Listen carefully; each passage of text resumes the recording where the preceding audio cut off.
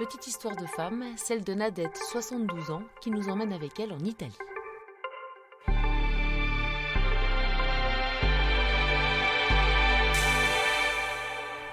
Une année, alors que j'accompagnais des élèves qui faisaient partie d'une maîtrise à Rome, au Festival international des Pueri-Cantores, il m'est arrivé une drôle d'histoire.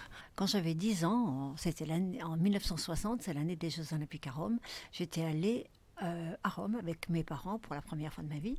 Et voilà, le fait d'y retourner, c'était un petit peu un pèlerinage pour moi, puisque mes parents étaient décédés. Et donc, je me suis dit, comme j'avais hérité de la bague de fiançailles de ma maman, je me suis dit que j'allais l'emporter avec moi. Puis évidemment, j'avais la mienne parce que je ne m'en séparais jamais. Voilà. Et donc, au fil des jours, nous avions beaucoup de concerts dans diverses églises et entre autres au Vatican. Mais entre les concerts, on avait le temps quand même de visiter certains sites. Et je me revois un jeudi matin dans les catacombes, à 11h du matin.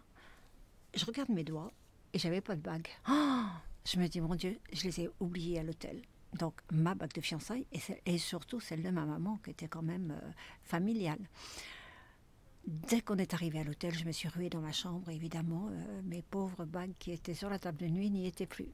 Donc, ça a été le branle-bas de combat dans l'hôtel. Le directeur de l'hôtel a fait passer un message, disait « Je paierai n'importe quoi, mais rendez-moi une bague, au moins celle de mes parents. » Bon, et de toute façon, évidemment, on n'a pas eu gain de cause et je ne les ai jamais retrouvées. Même en passant la soirée du 31 décembre au poste de police pour porter plainte. Voilà, donc je suis revenue. J'ai trouvé très difficile de ne pas m'effondrer devant les élèves en pleurs, parce que c'était quand même... bon, il fallait quand même que je tienne le coup. Mais je trouvais encore plus difficile au retour de devoir avouer à mes sœurs que je n'avais plus la bague de mes parents, que je me l'étais faite voler. Et ça, c'est un épisode que je n'oublierai jamais.